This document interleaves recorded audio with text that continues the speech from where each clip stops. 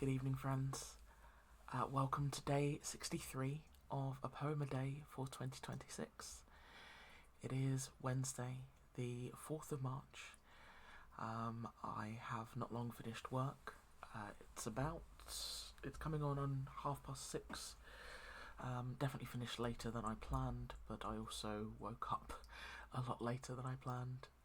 So it becomes a bit of a balancing act.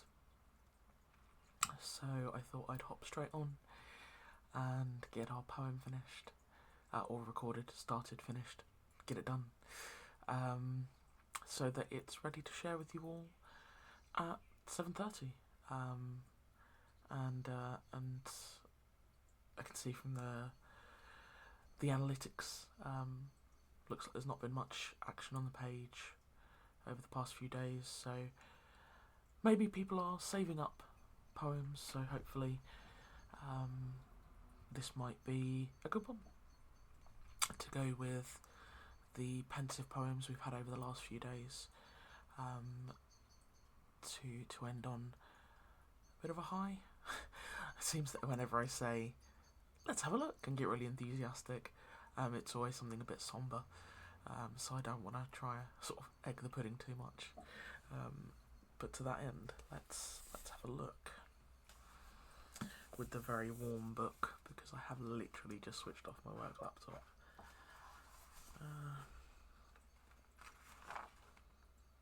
This is a positive poem,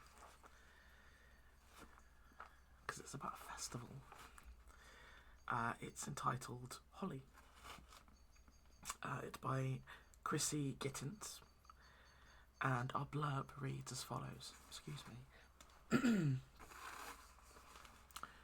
Holi is a Hindu festival that falls at this time of year. It is known as the Festival of Colours. To mark the triumph of good (spring) over evil (winter), festival goers brightly colour one another with handfuls of paints and dyed water balloons. Chrissie Gittins' poem imagines a language being made out of the colourful marks of the festival.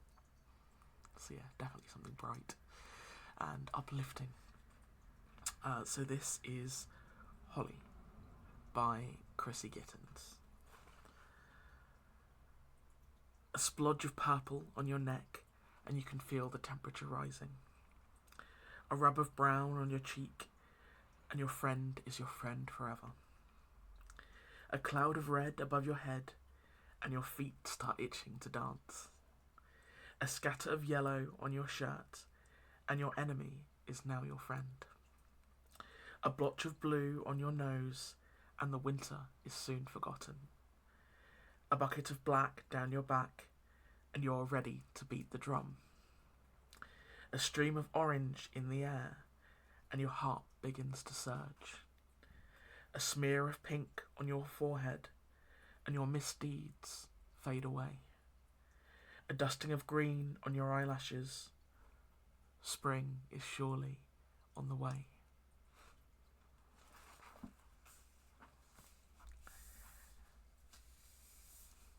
Yeah, no, that's wonderful. I've got goosebumps. It's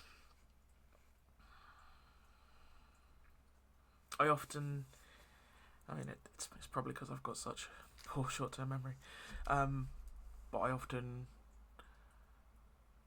forget, I don't think take for granted, but forget quite how affected I am by poetry, literature, media of all kinds. I'm fully bristled. Excuse me. And just affected both negatively and positively. There's a song that was played at a funeral when I was 14 that I still struggle to listen to now. I know I've been ambiguous about my age. I'm in the realm of 40. So more than it was a long time ago. But equally, I know that there's a piece of music from my childhood that I remember, that I associate with a very specific memory that still brings a smile to my face when I hear it, even when I think about it. And how moved I became over the weekend with the works by Shelley, and thinking, and that was in part thinking about how invested I was as a teenager reading Frankenstein and what that meant to me. I've always been a bit off centre as a person. Was never the popular kid and didn't quite fit in with the using American phrasing, but like never really fit in with the jocks. Wasn't quite smart enough to fit in with the nerds. I just kind of floated. Yeah, it was.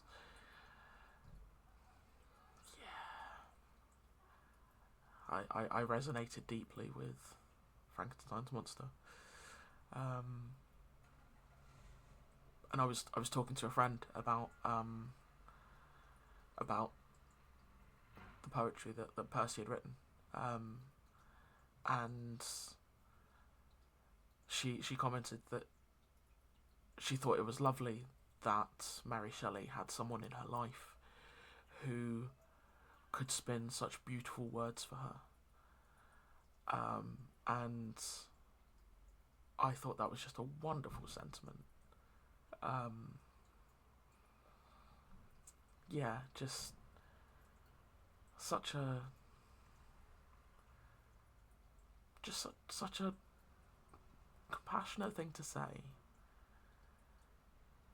Yeah, I thought I've heard bits and pieces about their marriage and their relationship, and that they did love each other quite fiercely, and are now sort of being opened up to the poetry of Percy Shelley. It kind of takes on a whole new perspective. But yeah. So what I'm saying is, it's lovely to hit the middle of the week and have a really happy piece of poetry, celebrating a celebration, and talking about time with friends, and celebrating the coming seasons, and yeah, all that kind of stuff. Yeah. Cool. Well, I've got a couple of bits and pieces that I need to do before I can kick back and relax, so I'm going to go and tackle those. I hope whatever the evening holds for you, that you find some time for yourselves, and I hope that Wednesday has treated you well. Thank you, friends, and until tomorrow, good night.